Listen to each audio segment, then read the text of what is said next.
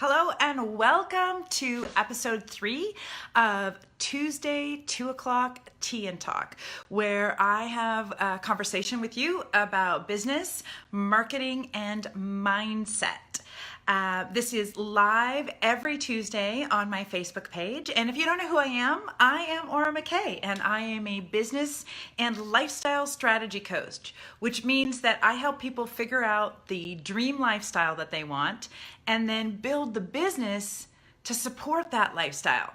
And while doing that, I like to talk about both the business, but also the marketing and the mindset around creating a successful, thriving business.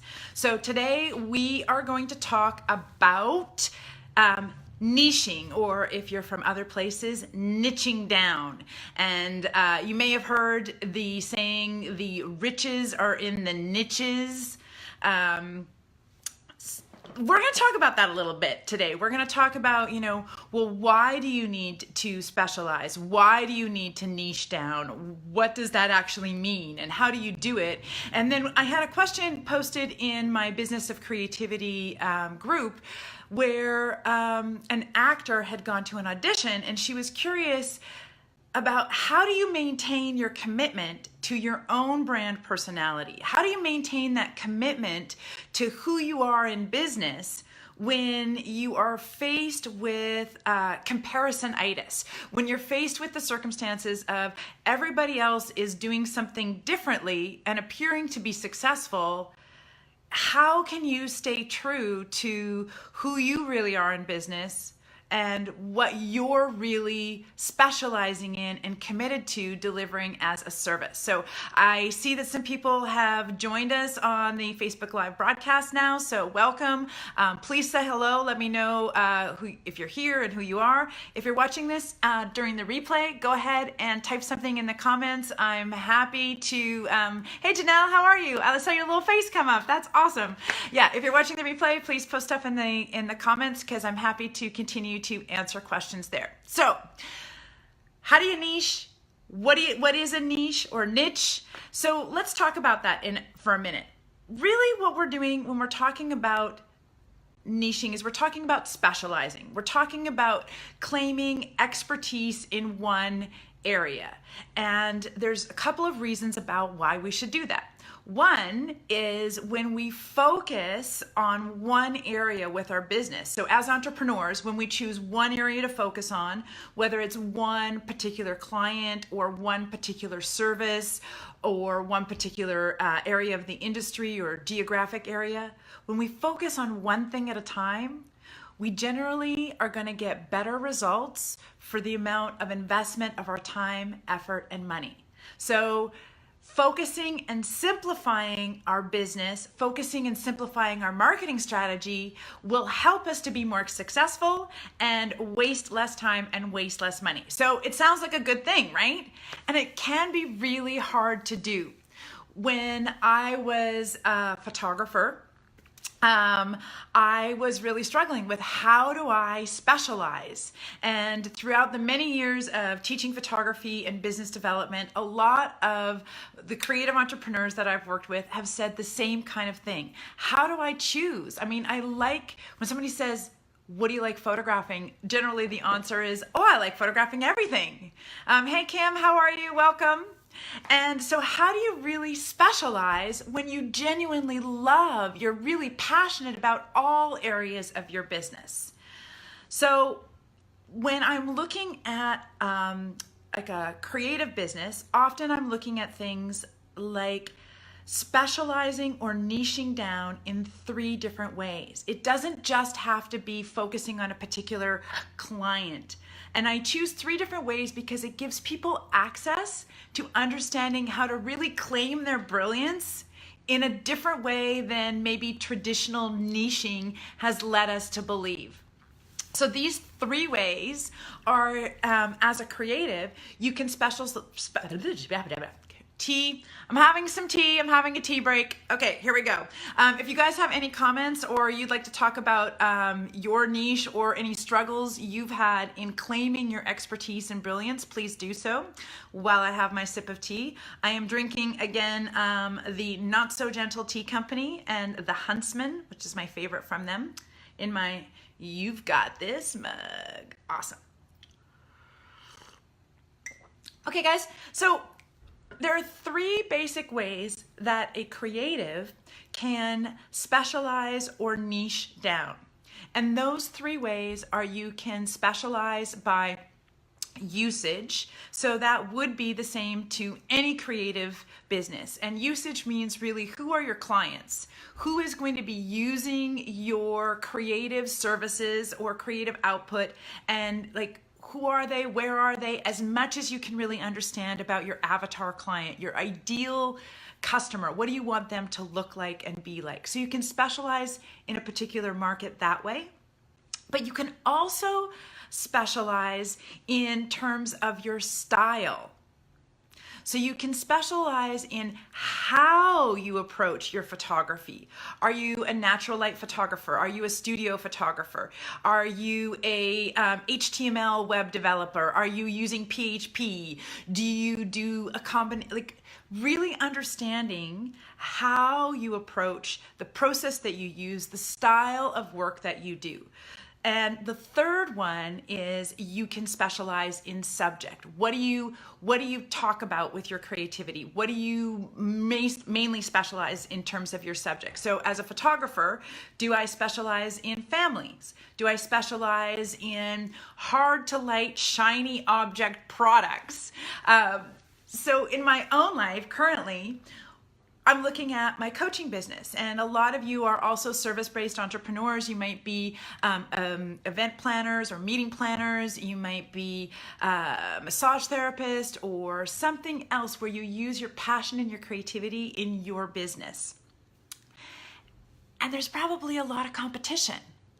So another reason why we try to niche down is so that we can stand out amongst our competition, so that the people that really want an outgoing, enthusiastic, relentlessly compassionate business coach know where to find me.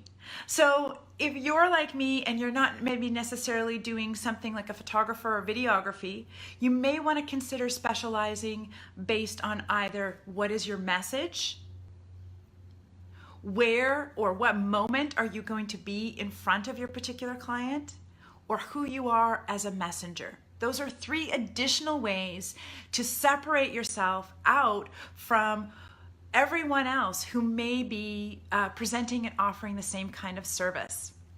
So I've struggled with this, guys. It's not easy to do, to try to figure out how to simplify your passion, how to focus your effort and energy. And just know that even if you choose one area to focus on, that's what you're focusing on right now, to build that area of your business, and then add in those other passions that you have. Just because you're saying yes to one thing doesn't mean that you're saying no to everything else. It just makes you easier to find. The last reason why you might want to consider niching down is people pay more for specialists in general. The more that you can demonstrate that you have invested your own time and effort and energy in becoming an expert in your field, the more easily people are going to trust you. And investment, how much people pay you, is a lot of times based on trust, and that they can trust you to solve their problems. And expertise, demonstrating that through niching, can really help you do that. So guys, I don't see Sue Sparlin on here today, but I did want to answer her question. And she asked, well, it was kind of a bit of a long question, but the gist of the question is, I know who I am in my creative business, and sometimes I get off track. I look at other people and how they're doing business, how they're marketing themselves, how they're presenting or branding themselves, and then I get distracted from my own game. So her question was like, how do you stay committed to that niche? How do you stay committed to your brand personality when everyone around you seems to be doing something completely different and maybe even being more successful? I hear a comment here. It says, agree, it's so hard, but we can continue to evolve as we learn more about our people and ourselves. Yes, absolutely. I mean, two questions there. I love the comment. Thank you so much. And finding your niche and really declaring who you are is like an ongoing process. It's a dynamic living process. It's not something that we decide and it's one and done and then we never have to think about it again. We're often doing the process of inquiry and of looking at, is this still who we are? Is this still who we serve? Is this still in alignment with what I want to do with my business in order to support the lifestyle that I'm building for myself? And Sue, that's the answer, is to get really connected to why you've made this commitment. Hey, Janelle, yeah, thank you, yes. To get really connected to why you made this commitment in the first place. Why did you choose this niche? Why did you choose this specialization? Why did you choose to monetize this aspect of your self-expression and go after this business in the first place? And often it's because of the dream of our lifestyle. We have this vision for how we want our life to be, and we believe that being a creative entrepreneur is going to get us there. Sometimes it's because we're just driven by a need to express ourselves. But to connect to that again, to connect to the power of that as often and as deeply as you can, that's the kind of thing that keeps you on track when you are feeling pulled away and distracted. And Sue, I would really recommend that what I found in my life anyways, is that having a coach and a support network is really critical in that grounding and getting me back to connecting to why I'm doing all this work in the first place, why I've decided to be vulnerable and be self-expressed in the world, why I've chosen to share my creative gifts and talents with the world in this way. And that may help you stay committed to your own brand and your own brand messaging when you feel distracted by what other people are doing out there in the marketplace. Yeah. Janelle says, always under construction. You know, it's funny that you say that because there is the aspect of, you know, done is better than perfect. So one of the ways that we grow really quickly in business is by offering something to the marketplace and seeing and testing what is the reaction. How are people responding to our message? Are we attracting the right people to our business? So while we are, you know, constantly under construction, we do need to make it available to the world so that we can start growing more quickly and getting that feedback in right away from the people that we really care about, the people that we want to serve. Yeah. So I'm going to have a couple sips more of my tea, see if there's any further questions or comments. Like I said, if you're catching this on the replay, please go ahead and type in your questions or comments because I do monitor the thread and I'm always happy to get back to you and answer any questions. Step up and serve.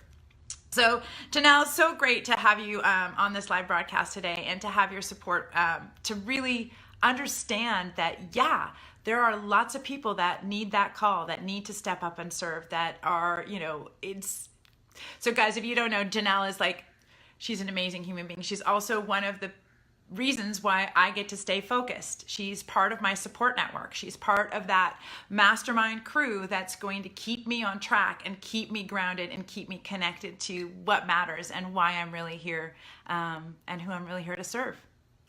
I hope you'll join me for next week's 2 o'clock Tea and Talk here on my Facebook Live page. And I thank you so much for listening, and I look forward to seeing what you guys are up to creating in the world. Have a great day.